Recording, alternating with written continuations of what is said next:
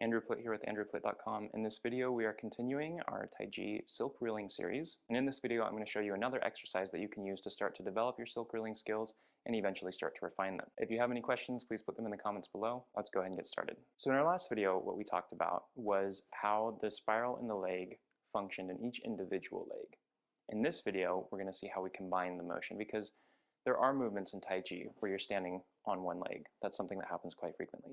But the majority of the movements, both feet are planted on the ground.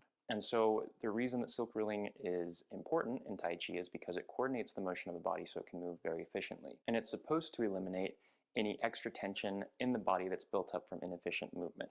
So it's important to be able to coordinate what the legs are doing at the same time and not just what one is doing at a time.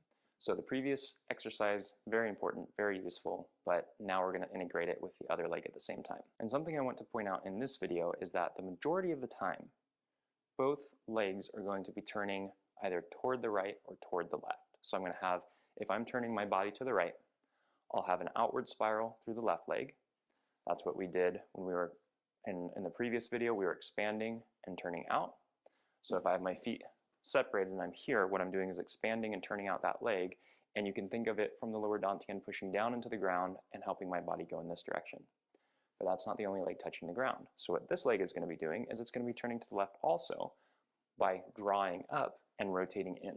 So the feet are doing this, but since they're attached to the ground, they're pushing like this, and it's turning the rest of me. And so what you're going to see in the majority of Taiji movements is that you have that kind of coordination. So spirals this way, this one spirals up and in, this one spirals down and out. Going the other way, this one's going to draw in and spiral in, this one's going to spiral out here.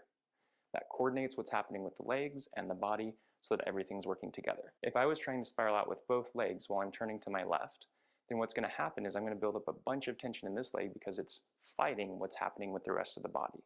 So if I have this outward spiral with both legs and I'm trying to turn in this direction, I'm actually building tension and defeating the efficientness of my movement.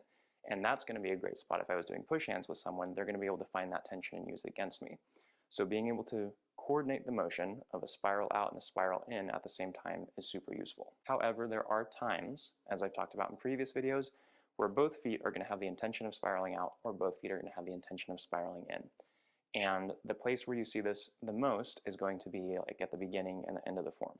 There are other times when this happens too, but basically what you're doing is, like any form, you step out.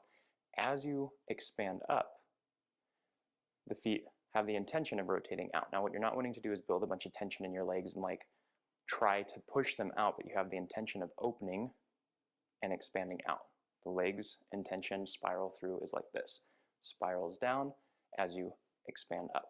Then as you sink back down, you have the reverse of that. So you're drawing up from the ground to the lower dantian, and you have the intention of both legs rotating in.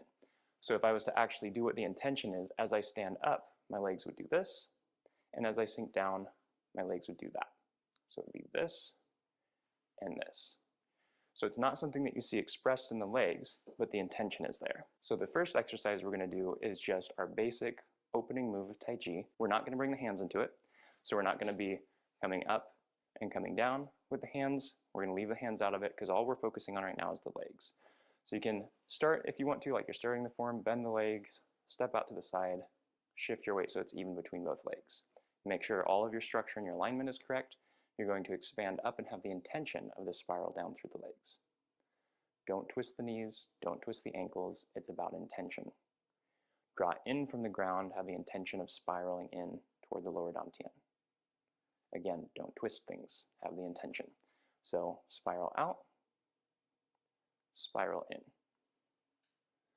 Spiral out, spiral in. We're just going to do that a few times together. Intention of spiraling out and intention of spiraling in. And as you add that intention to it, you notice that this motion becomes a lot more alive. If you're just pushing up and sinking down, that feels very static compared to when you have the silk reeling component to this. So with this, when you sink down, it's like the body coordinates, it connects in a different way.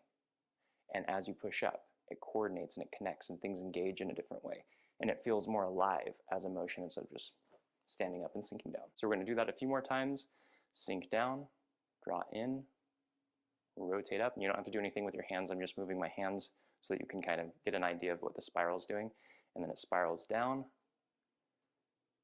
So the feet are turning outward, not actually, but with intention outward, and then turning in, not actually, but with intention as you sink. So up, spiral out. Down, spiral in. Up, spiral out. Down, spiral in. Okay. Do that a few more times. And you can inhale just like before as you sink down. Draw in as you inhale. And as you exhale, expand and push up. And inhale.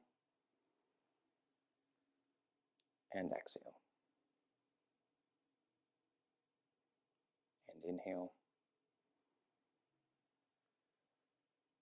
And exhale. So we're not going to spend any more time on that particular exercise, but hopefully that gave you something that you can practice on your own to really get a feel for what's going on with the legs when they're both spiraling out and spiraling in. And hopefully that will help you find places where you're building tension or places that are not connecting with that motion at the beginning of the form or at the end of the form when you're sinking down. Each of those motions should be dynamic. It should be very connected all the way through. And if you've just been straightening the legs and sinking, then hopefully this helps you connect more to that motion and helps you find the silk reeling in that motion, at least as far as the legs are concerned. Now we're going to work on coordinating the legs when one is spiraling in and the other is spiraling out. So there's a couple different ways that we can describe this. One is how it relates to the body, which is typically how we will describe this. One is turning in, one is turning out. So you have an outward spiral and inward spiral. Another way of describing it is the direction that they're going. So they're both spiraling to the right or they're both spiraling to the left. So if I say that they're both spiraling in one direction, what I'm saying is, okay, so if my feet were on ice and I was to do this motion, the toes would turn to the right rather than my feet staying planted and me turning to the left. And if I say they're spiraling in opposite directions, what I mean is one is spiraling out, the other is spiraling in.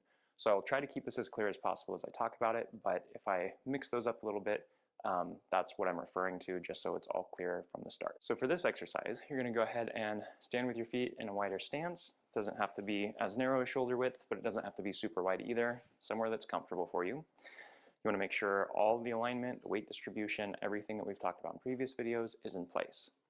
And you can turn your feet out to about a 45. You don't want to go too far out because that's going to limit what the hips can do, and you don't want to have them completely straight because that's also going to limit what the hips can do. So going about 45 with each in that general area, doesn't have to be exactly 45, is going to be the most useful for this because you want to give as much turn inward on one side that you can give on the other side turning outward, or at least as close as possible. Once you have your feet out here and you are turned out to about a 45 on each side, check your knees to make sure they're also lined up with your toes in that direction. You don't want your foot at a 45 and your knee pointed inward. That's going to be bad news for your knee. So make sure that the knees are aligned with the toes. All we're going to do for now is just turn